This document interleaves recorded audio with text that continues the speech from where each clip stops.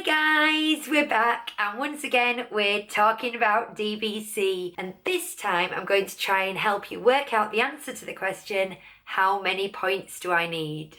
Talking about DVC.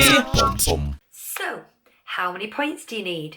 Well, I'm afraid I can't actually answer that question for you because it's a very personal question. It's down to the size of your family, your circumstances, when you like to travel, all those kind of things.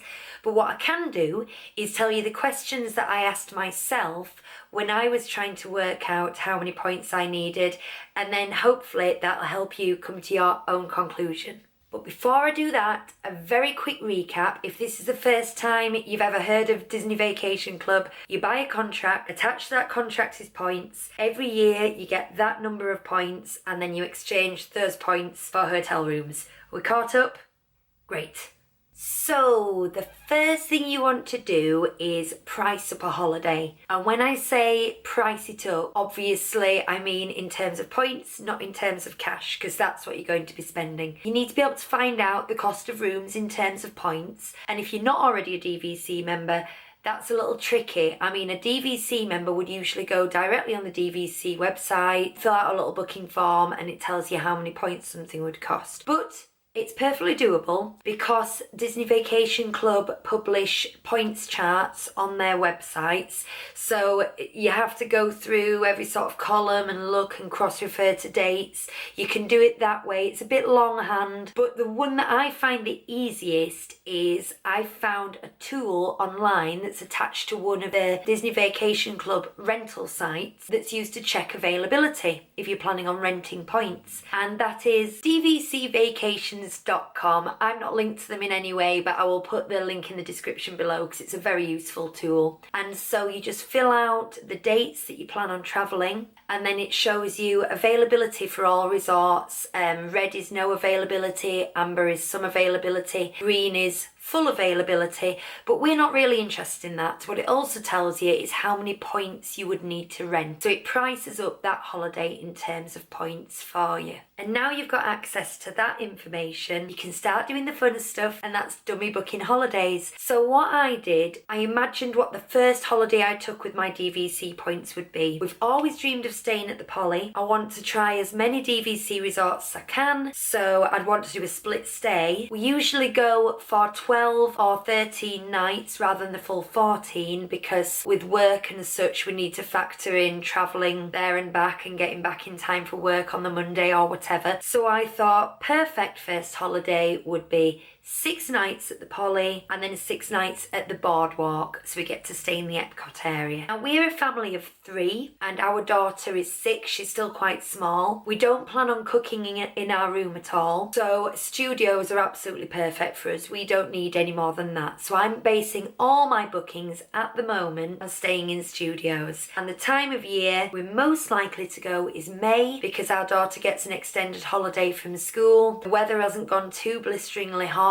and it's slightly cheaper in terms of points. So I priced that up and it was 120 for a standard room at the Poly, 98 for a standard room at the Boardwalk. So together that was 218 points. You can buy odd numbers of points like 52, 47, 218, but most people would round it up to a more concrete number. So I kind of rounded that up to 225. Oh, did I say that was in May?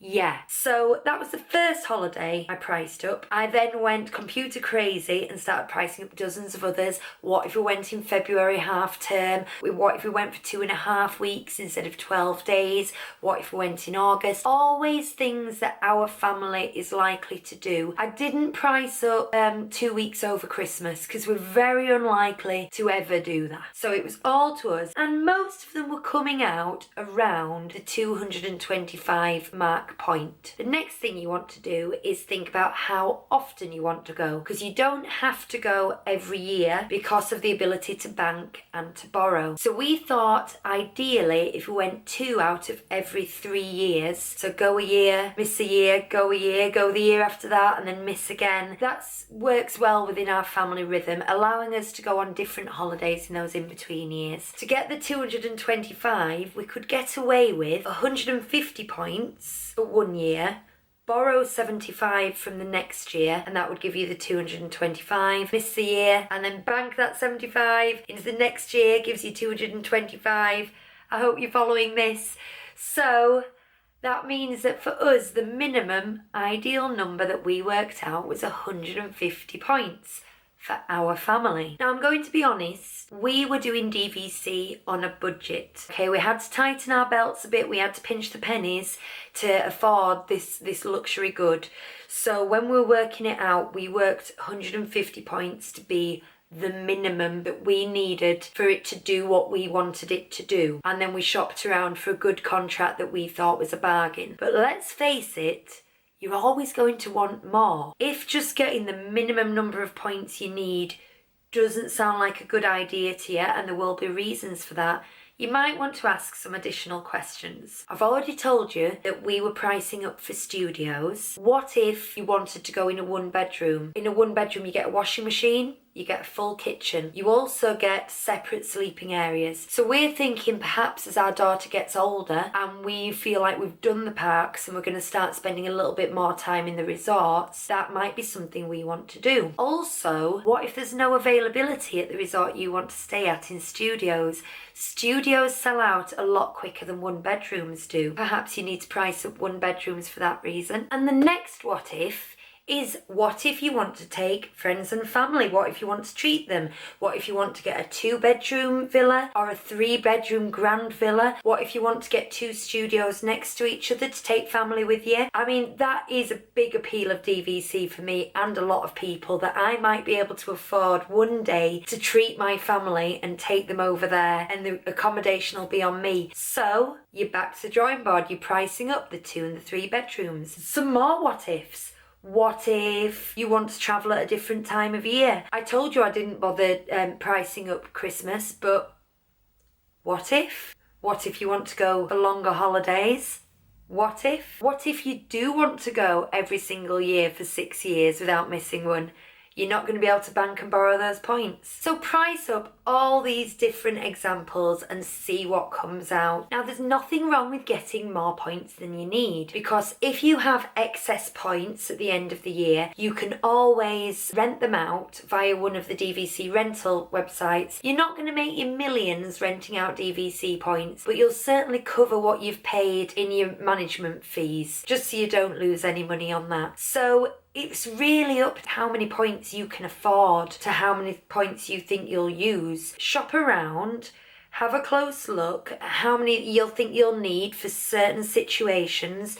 Bear in mind the banking and the borrowing, the regularity that you'll go. And I would mock up a few real case scenarios, like, well, if I go with just the 3 of us this year, but then next year I take my parents, and then the year after that I have a year off, how many will I need that way?